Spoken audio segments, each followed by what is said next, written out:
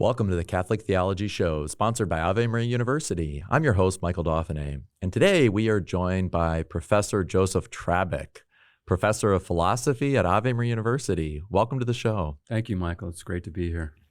So I thought it would be great today to deal with, I think, one of the most basic questions, right, Mm-hmm. which is, are there grounds for believing in the existence of God? Mm-hmm. Yeah. Right. Yeah, And sure. I know that you've made kind of this a little like an area of study. Sure.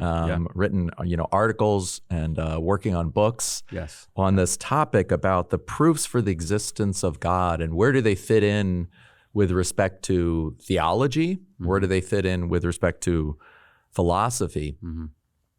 But I thought before we kind of jump into that, I wanted to kind of just set the stage a little bit. And Bishop Robert Barron in 2019, he did a Reddit AMA, Ask Me Anything. It ended up being, I think, his was the second most popular after Bill Gates, and he was ahead of Bernie Sanders, by the way. So he had over 15,000 comments. Wow.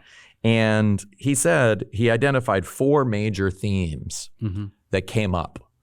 And obviously, this is a very just kind of worldly group in Reddit that's talking to him. And he said, number one, the question of proving God's existence came up again and again. Are there rational grounds for believing in God? How do I know there is a God? Can God's reality be demonstrated to someone who does not believe in the Bible? Right. And he says one of the fascinating things is that people were showing that they were interested in the question of God, Mm-hmm. and they weren't dismissing it as merely kind of self-gratification or projection. People were taking it seriously, and yet at the same time, he also said that it's almost within our cultural assumptions, most people still have the idea that, right, God's existence can be known only by faith. Yeah. And so, right, and this is not the teachings of the church, Right. but so if this is one of the biggest questions in talking about the faith, how would you begin to answer that, right? Why is it important to talk about how we can come to know God by natural reason? Right. Well, I think it's important because we need to see that our faith has, as you were saying, a rational grounding, right? It gives us a certain confidence in our faith. Of course, faith is a supernatural gift. It's a grace that we get from God, but we also can work at strengthening our faith, right? And one of the ways that we do that is by reasoning about it and trying to understand what justifies this faith, right? And the proofs for God's existence are one way that we do that. And I would say that they're relevant to everybody, but that doesn't mean that everyone needs to know them or be able to work them out for themselves. But it's helpful for our faith to know that there are these proofs and that people can work them out in the way that's, I would say, analogous to if I'm taking medicine. It's good to know that there are people who've run tests, to show that the medicine is safe and effective, right? I don't have to run the tests myself, but it's good to know. It gives me confidence in taking the medicine, right? So I think there's something analogous there to the proofs for God's existence and how they relate to our faith, right?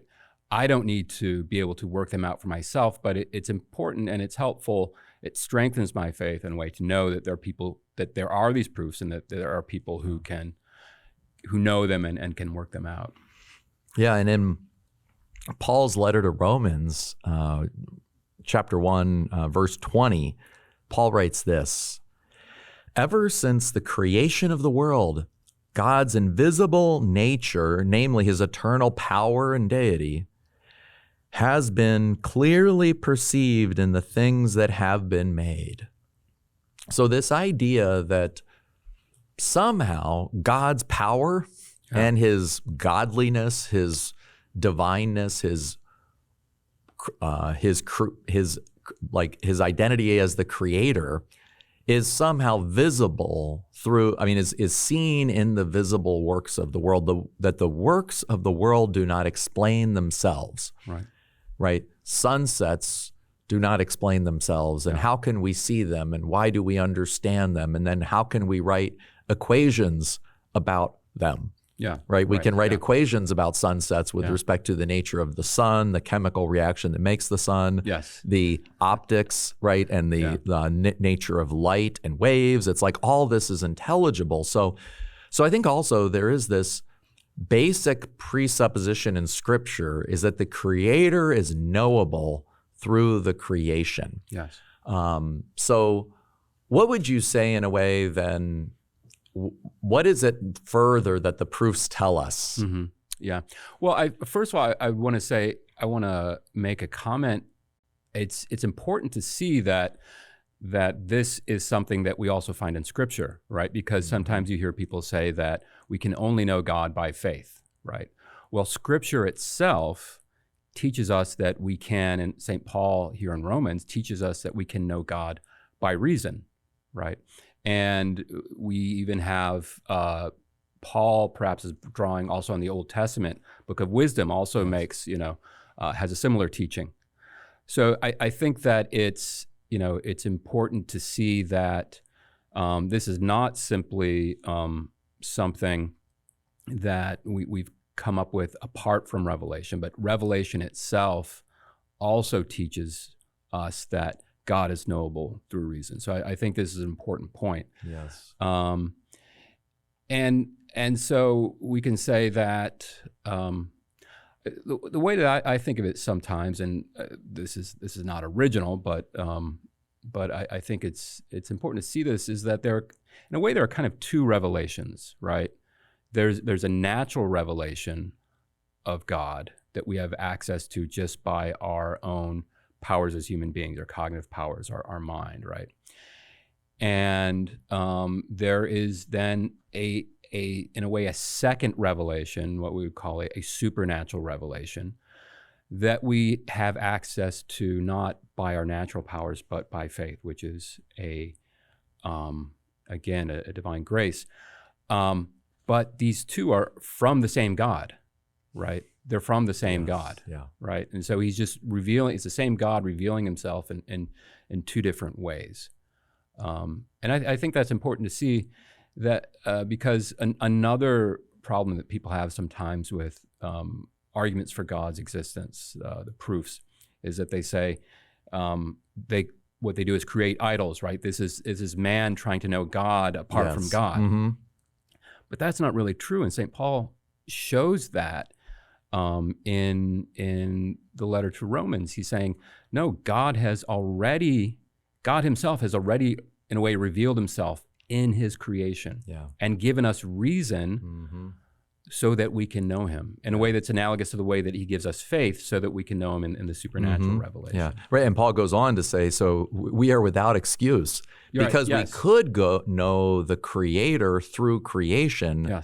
Therefore, we are without excuse when we worship created goods, right? So we are the source of idolatry, not the knowledge of creation. And so one of the things I want to do is talk a little bit about just how many different proofs there could be, and then maybe a little bit about how your own background, how you got interested in studying philosophy and studying the proofs, and then I definitely want to spend a little time maybe going through one or two proofs really kind of carefully, maybe that might kind of be illuminating to our listeners and viewers. So first, if this basic idea that we go from creation, we can discern the Creator, that in a way all the different proofs are just looking at different parts of creation. So you can think about maybe Newman makes an argument from moral conscience. C.S. Lewis repeats the same argument in different ways in the first part of Mere Christianity. From the moral law, there must be a lawgiver. There must be a source of the moral law.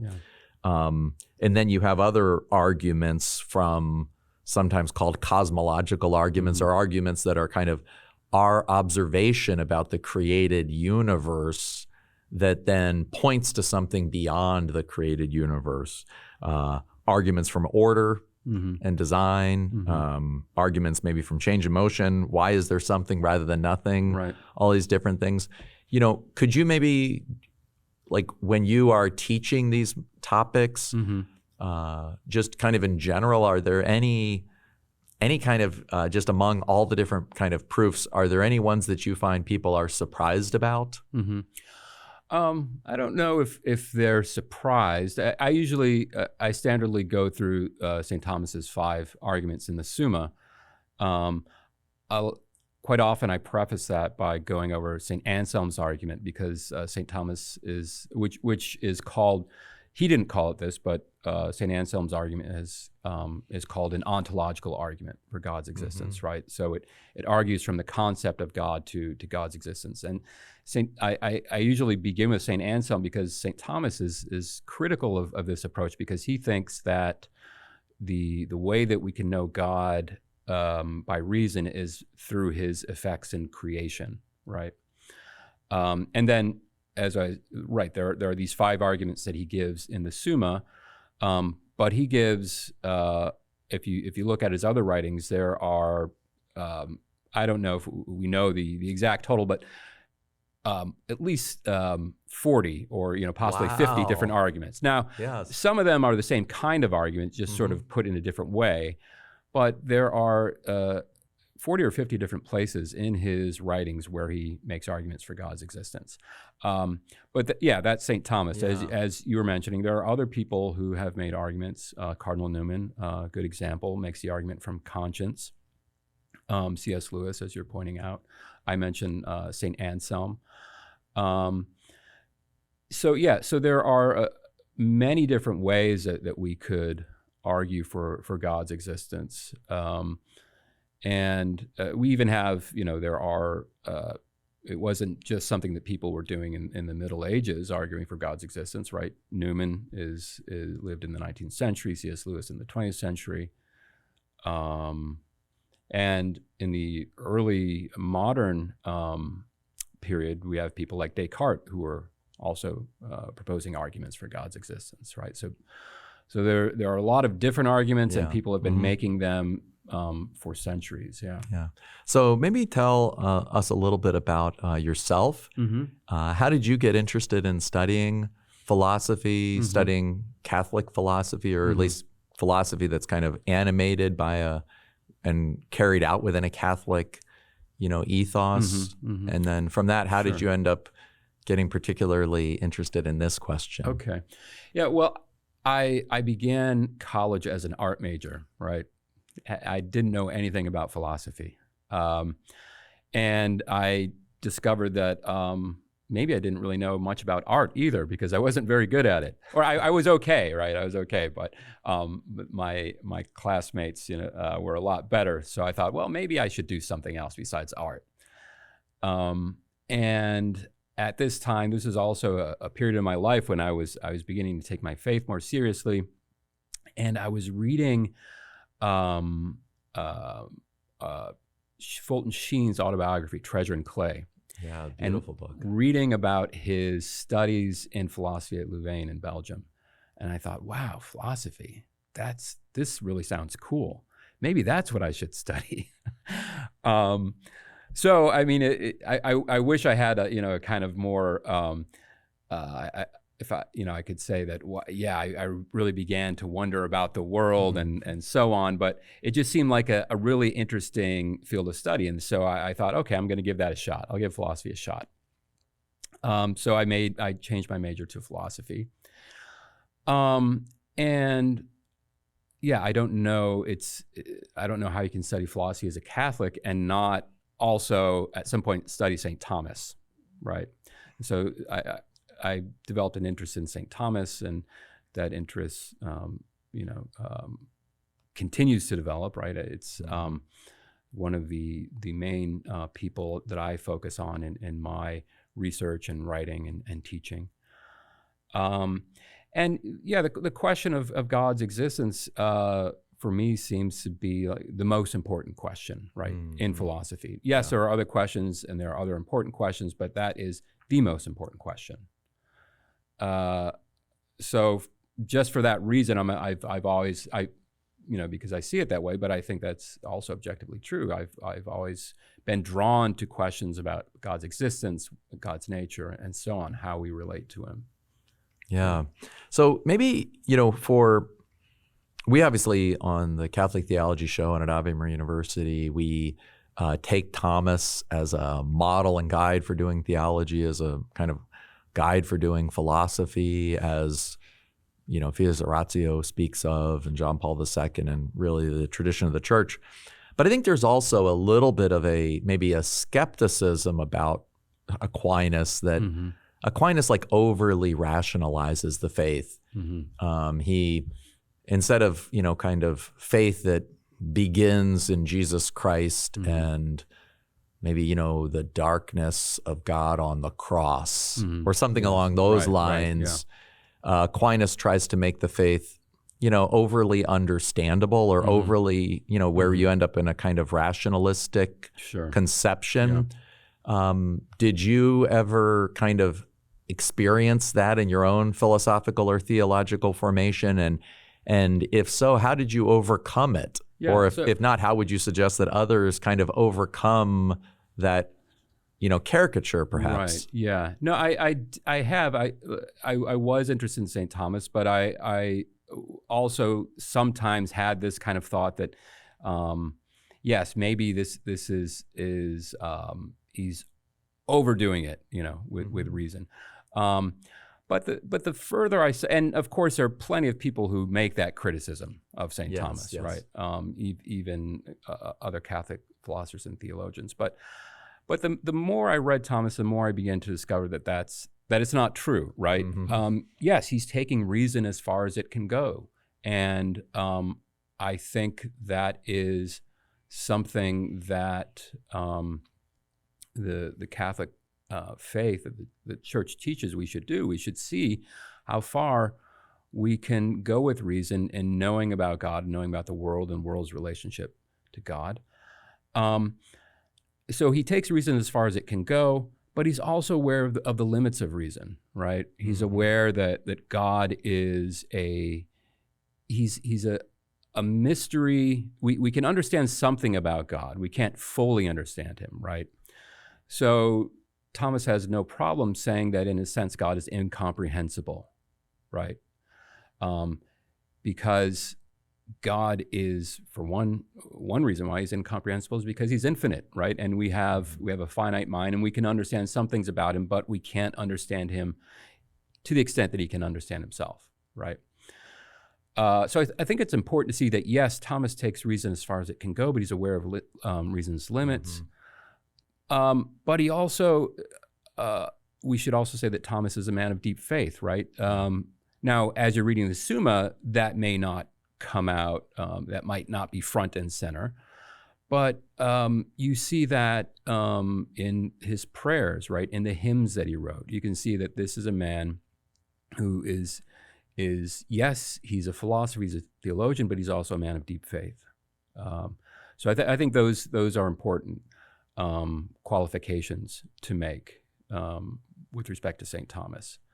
I would say, and this is probably why, or one of the reasons why the church has considered him a model, is that he takes faith seriously and he takes reason seriously, right? And that is, I think, what the church teaches we should all do. We should take faith and reason seriously. Very nicely put. Maybe just to say one more thing before we jump into a couple proofs specifically. How is it that the proofs or thinking about God's nature are important for theology so that we don't end up with a false view of God? Yeah. Right? That we could say, I believe in God sincerely with all my heart.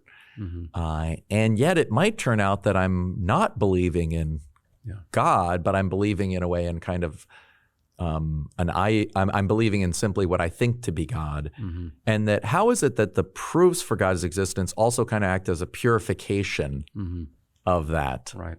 Of some of those kind of human ideas about God? Well, the proofs show us if we're able to follow them through, they show us what God must be like if the world is the way that it is, right? And so we can be certain that God has this or that attribute. We first of all, I would say we can be certain that God exists, and then we can be certain that that he's infinite, that he's eternal, that he is good, and so on. And this certainty that we can arrive at can then help us to, when we're reflecting on how we think about God, what is right and what is wrong with sort of you could say, our preconceptions of God, right? So the proofs, as you say, can function as a kind of means for purifying our preconceptions about God. Yeah. And I think it's a Bishop Robert Barron again who has an essay called I think something like Thomas Aquinas and Why the Atheists Are Right.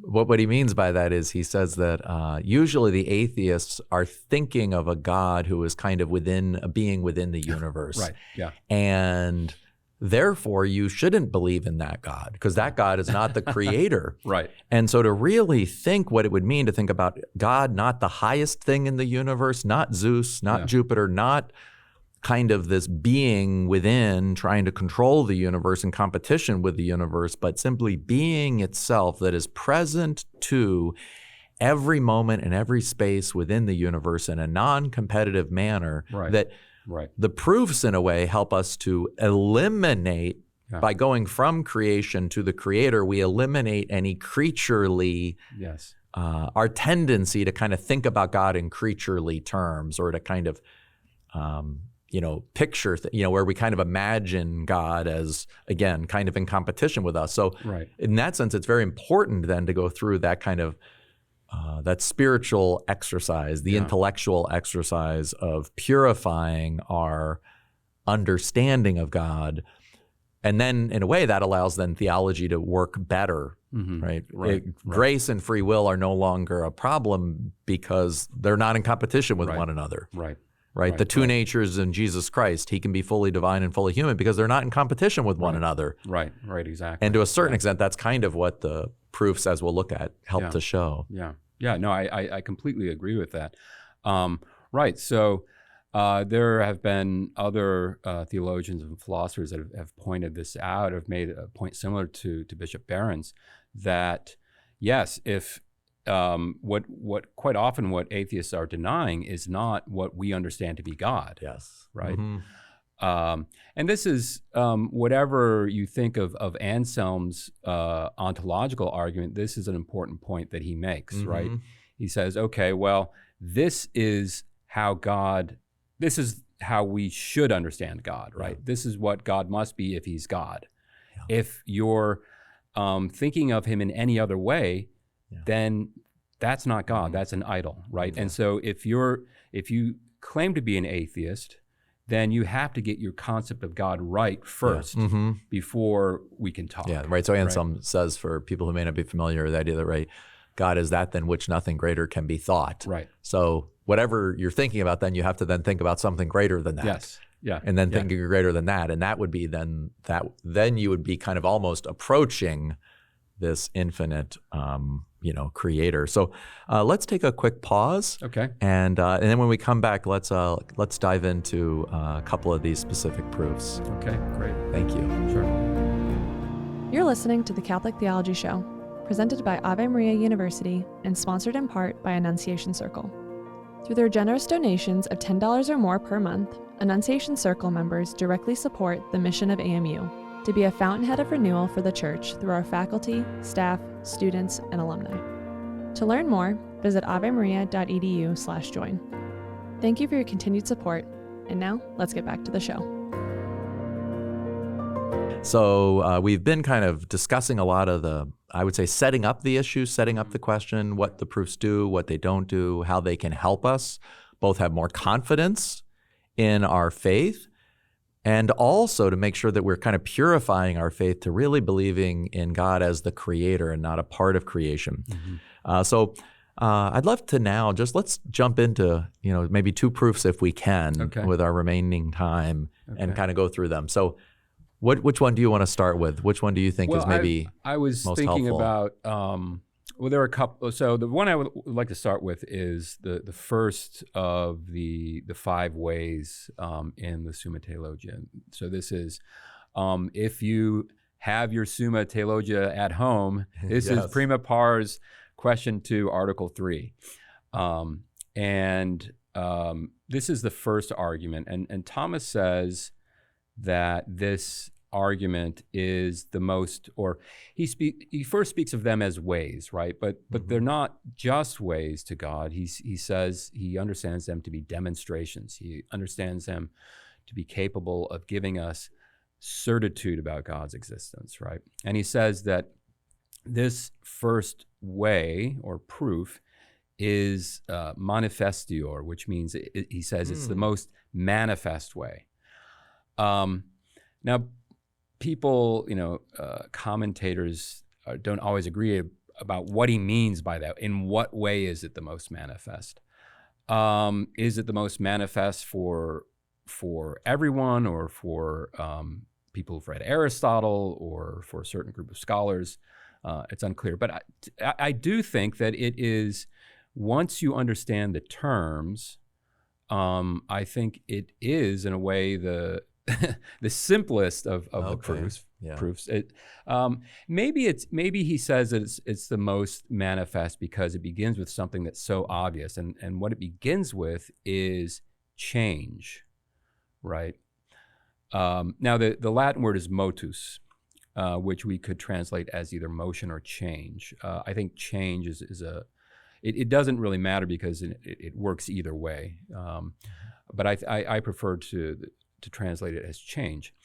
And so what Thomas is saying here is that we're all aware that things change, right? I mean, it's going on all the time. Things are changing, right? The air temperature is changing. My coffee is, getting cold. I'm moving my hands, my mouth is moving, right? Change is always taking place, right? So we're all aware that there's change. And Thomas wants to say, well, yes. And this also, if we think through what's required for change to take place, becomes a proof for God's existence. Now that might be a little surprising. How can change explain God's existence, right? But I'm thinking that maybe this is why he says that it's most manifest, because change is so obvious, right? What might not be so manifest is then how change leads us to God, and that's what we hopefully I can try to say a few words that explain why we should think that change leads us to affirm God's existence. Yeah, and maybe you could also say a word about change, because I think, and you can correct me if I'm wrong, but often when we think of change, we tend to think of things falling apart. Yeah. And I think that's at least often in the idea. Like, change is when things we build and then they fall apart. That's what change is. That's why we don't like change, right?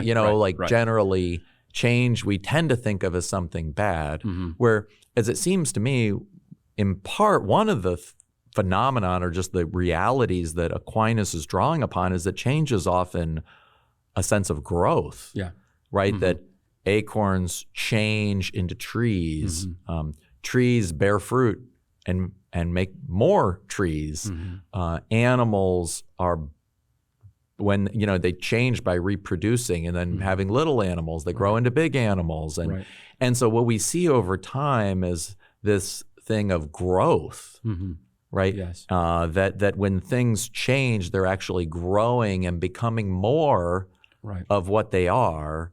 So they're, in a way, right? How do you think that is important? Well, yeah. In his mode of understanding? I think, yes. I mean, that is a form of change, and in a way, it's the most important kind of change because this is it leads to the perfection of the world and our own perfection. But he would say that change of any sort can be evidence for God's existence, right? So a minute ago I said, my coffee can go from being hot to being cold, right? That's a change. My heart changes, right?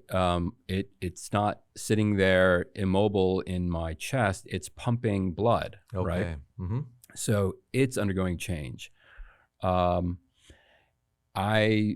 I'm speaking right now, as I said, a bit ago. My mouth is moving, so that's change too, right? It's not just there immobile, but it's moving, which is a form of change.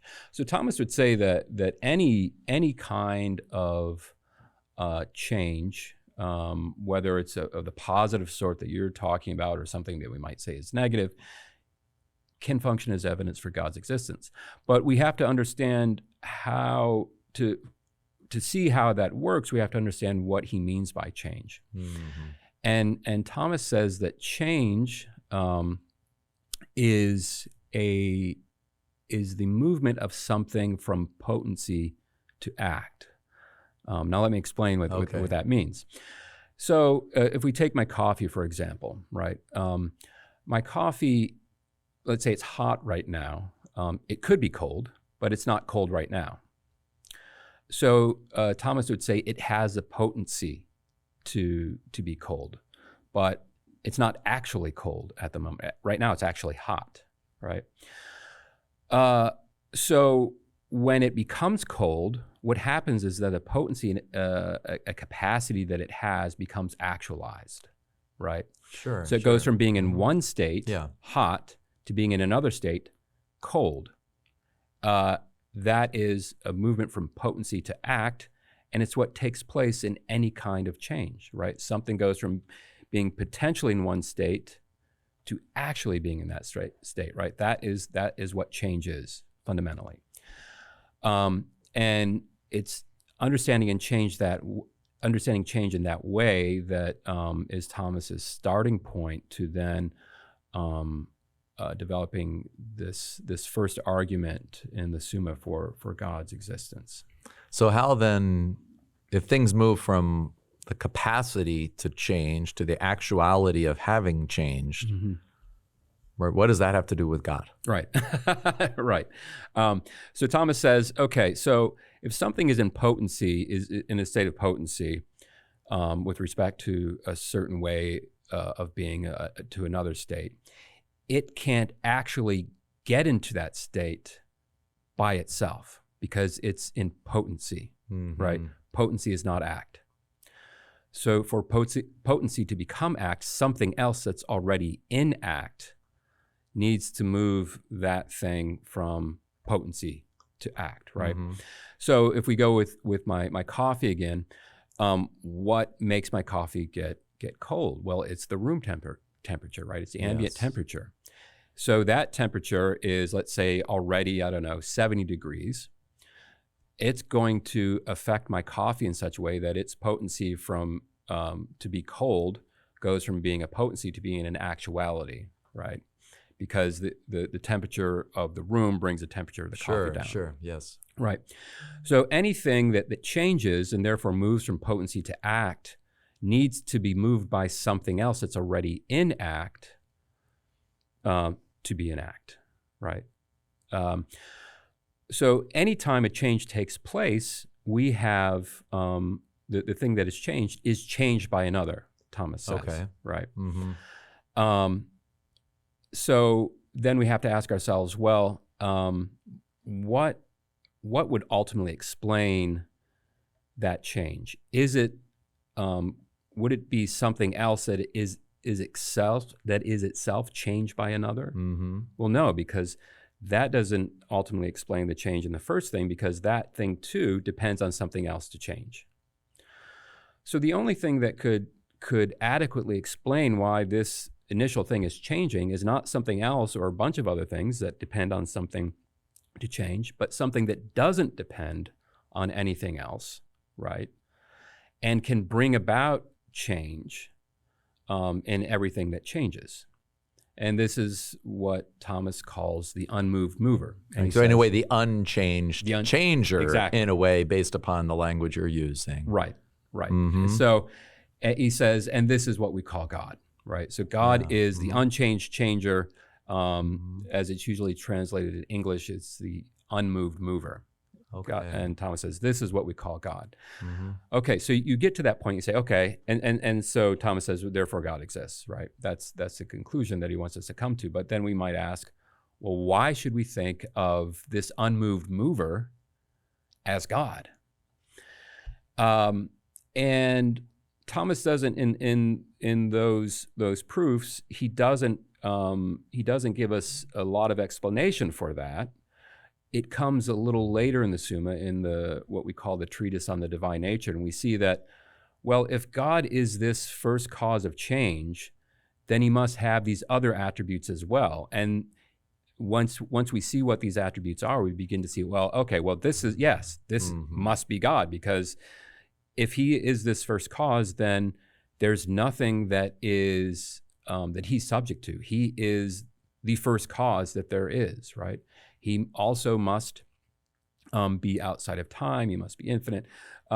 We see that all these things can be concluded by understanding him as this first unmoved mover, right? And then so to really understand what those proofs get us to, we have to then go through some of the considerations in the Treatise on the Divine Nature to see that, okay, of course, this is what I would mean by God. Yeah, so for students who might be more familiar with the questions, in order to understand question 2 fully, you have to go through questions 3 through 11, where Aquinas kind of unpacks that. Exactly. Well, I mean, we could talk about that proof, or the argument from change, motion, further. But I'd love to just kind of throw in another one. Okay. What might be a second kind of somewhat self-contained proof that might be interesting, or that you at least enjoy in yourself and enjoy teaching? Yeah, I think he has another argument in one of his first works. So he wrote the 5 ways in probably the mid 1260s. He wrote one of the first things he wrote is a treatise called On Being in Essence, in Latin, De Ente et Essentia. That was probably the mid 1250s when he was in Paris. And there's an argument there for God's existence in the 3rd chapter, and it goes like this. Thomas says that if there is something that exists whose existence doesn't belong to its essence, and therefore it gets its existence from some outside cause, then there must exist some first cause that is the ultimate source of that thing's existence. And that first cause must, if it's to adequately explain the existence of this first thing, must not be such that its existence is given to it by something else, but that it must be such that its existence belongs to its essence. Right. Now that's very abstract. You say, what do you mean by, say, existence and essence in that? Right. So the essence of a thing is what it is, its nature. Right. It's like I'm a human being. Yes. I have human nature. Exactly. Right. And existence is, we could say there are different ways of talking about it, but one way to put it is to say existence is the fact that you are here, the fact that you occur, right? The fact that you're present, right? Yeah. And Thomas says that we know that there are beings whose existence doesn't belong to their essence, right? And so their existence in a way comes to them from the outside. So like I am a human being, but I came to be when I was born. Right. So I haven't, so I don't, to be human doesn't mean to exist. Right, exactly. Yeah, so and that's one of the ways that we can see what Thomas is talking about, because he says, well, the difference between a non-existing person, a non-existing human being, and an existing human being is not their nature. They have the same nature, right? The difference is existence. Okay, yeah. So that tells us, so we can understand what a human being is, we can understand its nature, but we see that understanding what a human being is doesn't tell us that it exists. So that shows us that existence is not a part of our nature. So there's at least one being, human beings, whose existence is distinct or comes to them from outside their nature. But there's another easier way to see that this is the case. If existence belongs to me by nature, then I will never cease to exist, right? I'll never come into existence. I'll just always exist because it belongs to my nature to exist. Yes. Right? So I know that existence doesn't belong to a thing's nature when that thing is destroyed or when it dies, right? Because if existence belonged to its nature, it would never cease to exist, right? So that's a kind of easier, more evident way that we can tell that existence doesn't belong to a thing's nature. Yeah. Yeah. So like bunnies come to be and then they cease to be. Exactly. Right. Exactly. And so if that's the case, then what would it mean then to say that there would have to be then something or that God would then be, it would belong to God's nature to be. Right, what does that tell us in a way about God? Well, first of all, let's think about like with the other argument we're talking about. If we have something that we know its existence is distinct or comes to its nature from the outside, that we can't adequately explain its existence by other things that are also like that. Because what explains their existence? Well, the only thing that can adequately explain the existence of all these things would be something whose existence belongs to its nature or essence, right? And what would that mean? Well, it would mean that this is a being that always exists and that can never cease to exist, right? So it would be a being that is eternal, right? And that's what we understand God to be, right? We understand God to be an eternal being.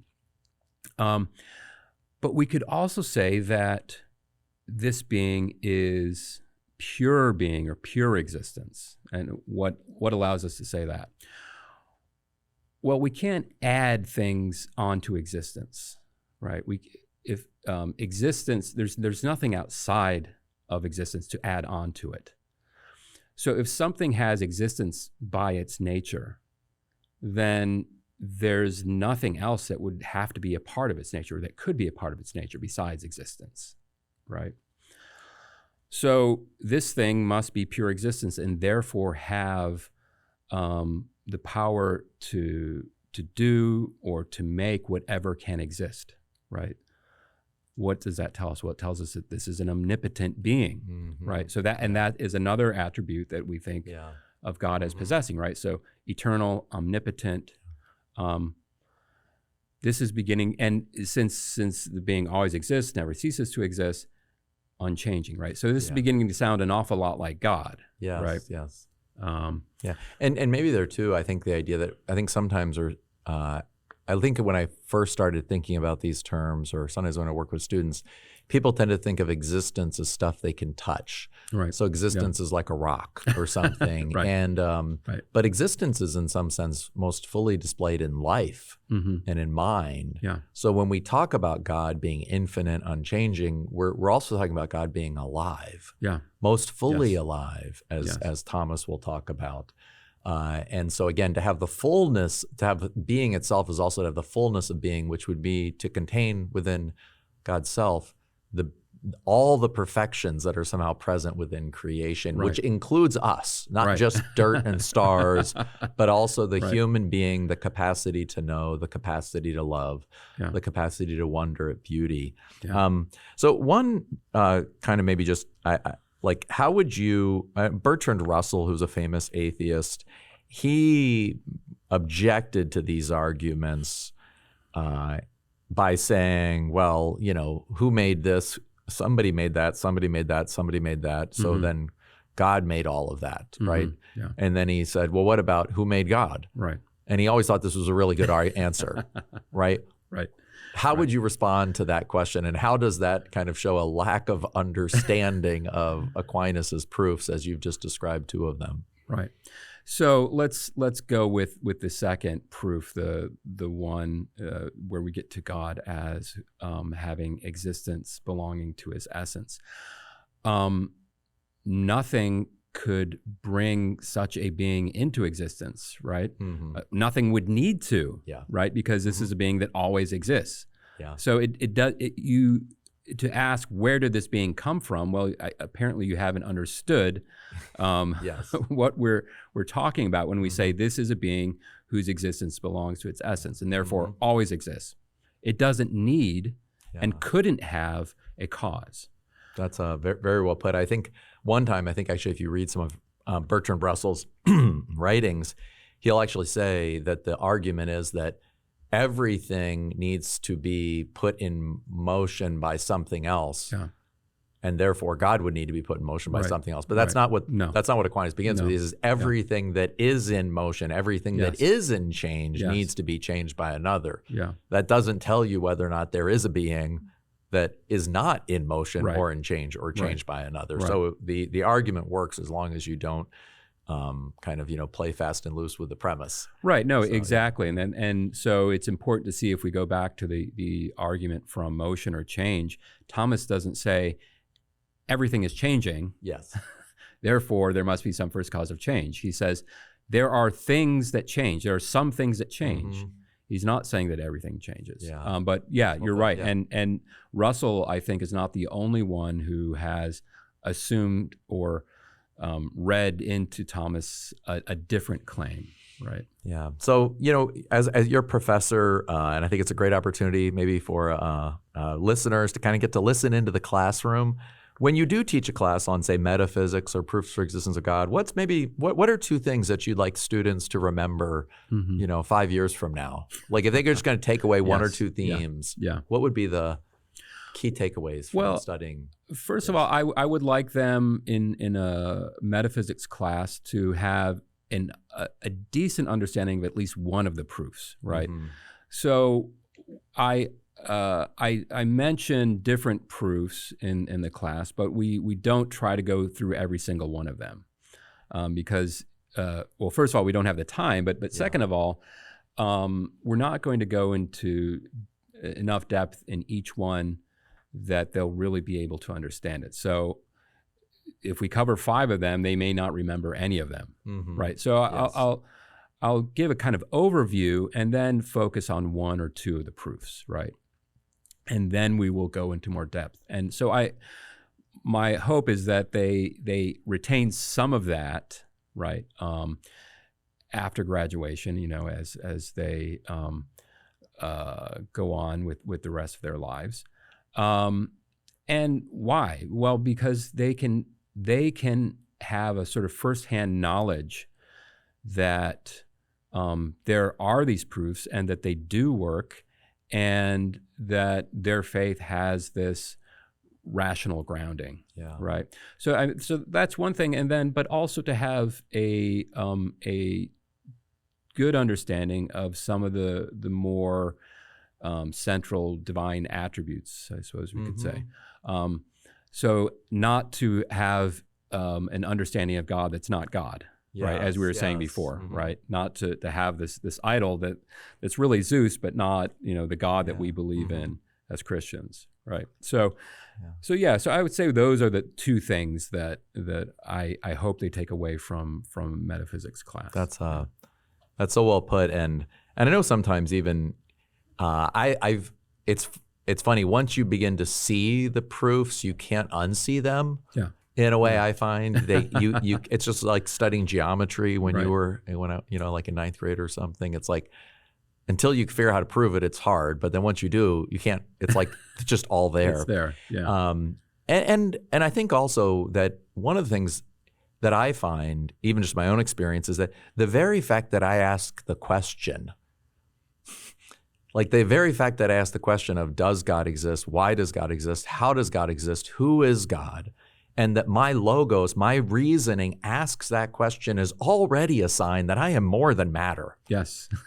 Yes. And in a way, I don't want to say that the specific arguments are important. Yeah. But it's also that alone reminds me that there must be a God, because I certainly didn't make my own logos. Right. So where does Right. it come from? It comes from God. So Right. I just kind of shared that too. Even it's like the mere fact, even if you cannot understand one of these proofs, Yes. Yes. the mere fact that you're confused about it is almost already a sign that there's something in us that is non-material. Exactly. And so, exactly. But as we close, I like to ask our guests 3 questions, just 3 quick Oh, boy. questions. Okay. So, what's a book you're reading?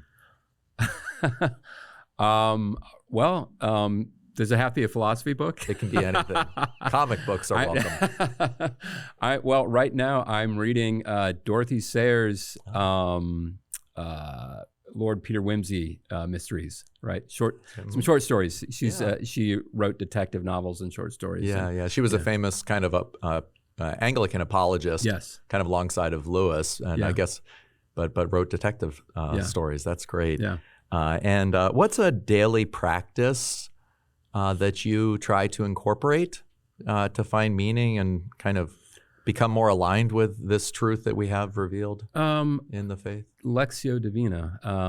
I try to start every day by reading a passage from the Bible, usually the reading the gospel for the day at Mass, and meditating on it for at least 5 minutes, right? Yeah. If that's if I can go longer, great. But usually I don't have a whole lot of time. So if I can just do that and have that sort of personal prayer time at the beginning of the day, I try to do that. Try to wake up before the 5 kids. Yeah, exactly. That's great. Yeah. And last question: is there a belief that you held about God that you discovered in a way to be false? And what was the deeper truth you discovered? I can't think of any right now. Was there a belief that I held about God that was false? Probably. Well, maybe what's one truth that you, in your studies or in your own faith journey, that really kind of was a turning point for you? Well, I suppose, seeing that God is both knowable, and not to be too paradoxical, but knowable, but also unknowable, right? Yes. Knowable, but a mystery, right?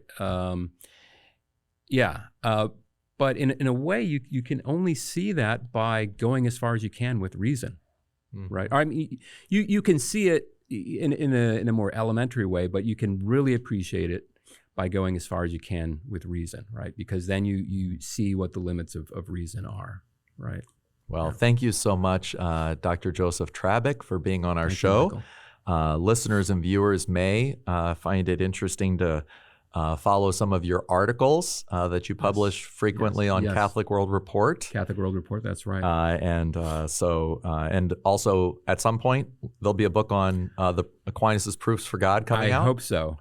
Yeah, Well, it's I've been working on it for a while, but yeah, it will take some time. Excellent. Yeah. I'm sure you'll have a lot of interested readers. All right, thank you. So thank you very I much hope for being so. on our show. All right, thank you, Michael. Thank you so much for watching. If you enjoyed today's episode, please hit the like button and subscribe to the Catholic Theology Show. Thanks, and God bless.